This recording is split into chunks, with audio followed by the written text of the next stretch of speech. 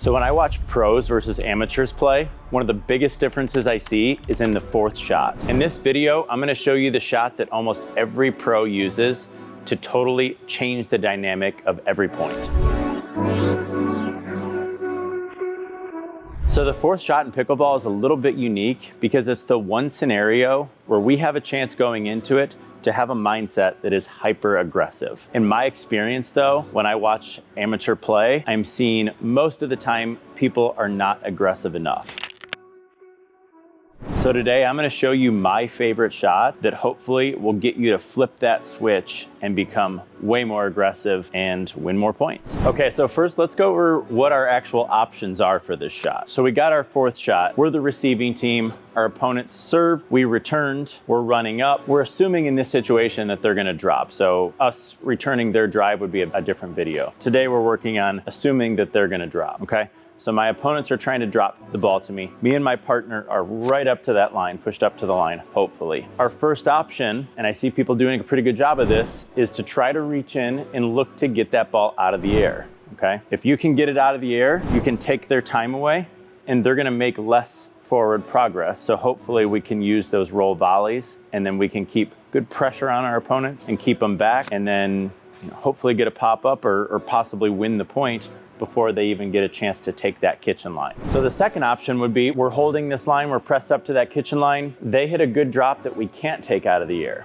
okay? So if that ball comes in, we can't reach it out of the air. If we hold our position here, we're gonna end up hitting what we call a half volley, which is when we take the ball right off the bounce.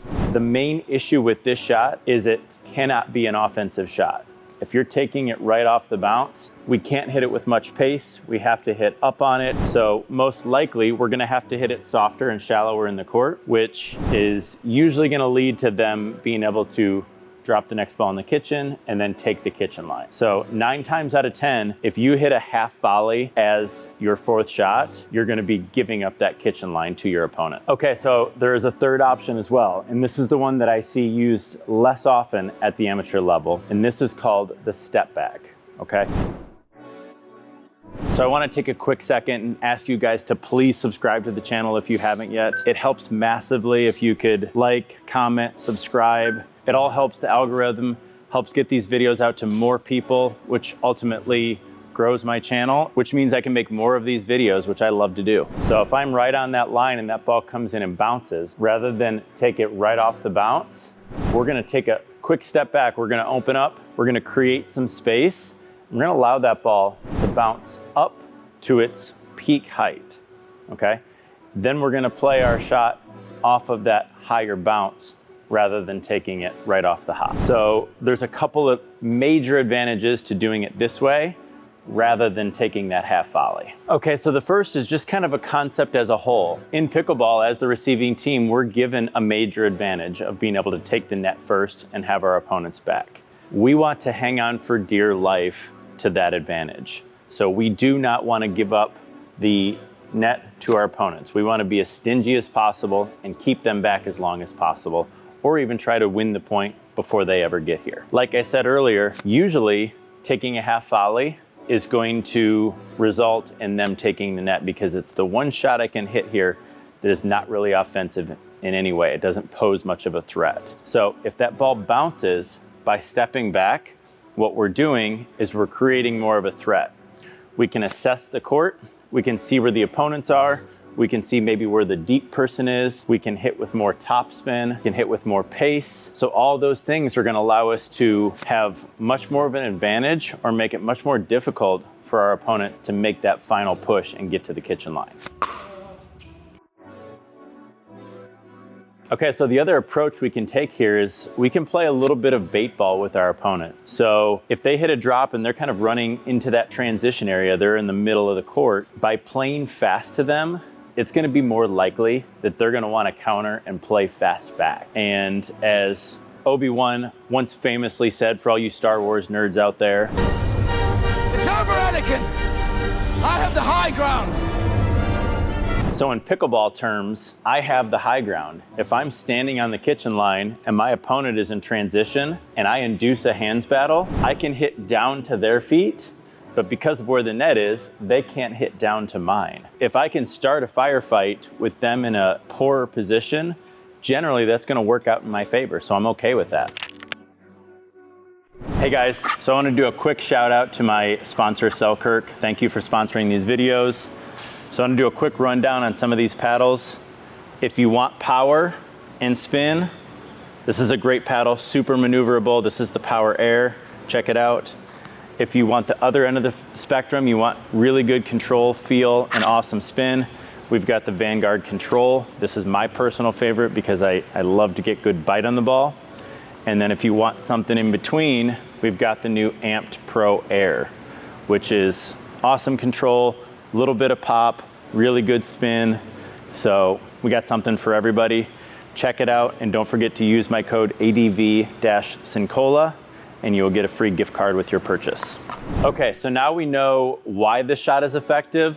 Let's talk about the actual how. I'm gonna take you through 5 steps so you can learn this shot and do it yourself. So step 1, recognition. When that ball's coming, first we wanna recognize, can we get it out of the air or not?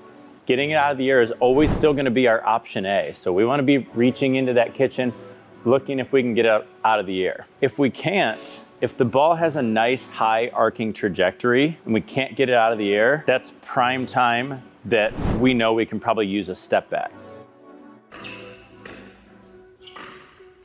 Since that ball has a higher trajectory, that means it's gonna come in and it's gonna bounce up and sit up nicely for us rather than bouncing through the court. Especially if our opponents are deep and they're hitting a drop from deeper, most likely they've got to use a higher trajectory to get that ball into the kitchen, and we're gonna be able to step back on probably 90% of those. So that's step 1. We gotta recognize which ball we wanna do it on. Step 2 is we're gonna drop our outside foot. So if I'm hitting a forehand step back, my outside foot is my right foot. I'm gonna take this foot, drop it, and open up my hip here. And you can see what I've done is I've created space right in here. So whereas that I would have hit the ball there before, now I've created all of this space in here to let that ball come up to its peak. Step 3, we're gonna get that paddle tip under the ball. So we're gonna get nice and low. We're gonna get that tip of the paddle down. After that, step 4, we're gonna think of this as just our normal top spin ground stroke swing, but a little more compact. So rather than big follow through swing, we're gonna drop that paddle tip.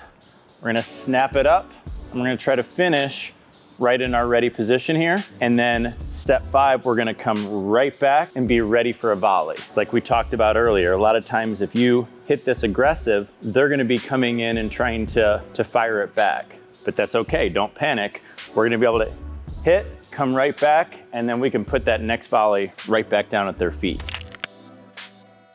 If me or my partner hits a really good return, a nice deep return, we're gonna be able to find one of these 2 shots, either the reach in roll volley or the step back, probably over 90% of the time. It's gonna take an incredible drop for us to not be able to find one of these 2 aggressive shots. Now, when we might have to abandon this play is if our return is short. So if we hit a shorter return, our opponents are coming in, they're gonna be able to keep the trajectory of their drop a little bit lower, which means when it bounces, rather than bouncing up nice and high, it's gonna stay low and move through the court. Also, since the return was short, they're already more forward in the court. So that's probably the one time where we're just gonna have to accept that half volley, play it back into the kitchen, give up the kitchen line, and then try to find another way to win that point. That's all I got for you today. Hope you enjoyed the video. Don't forget to grab your screenshot so next time you hit the court, you have all of this information right at your fingertips.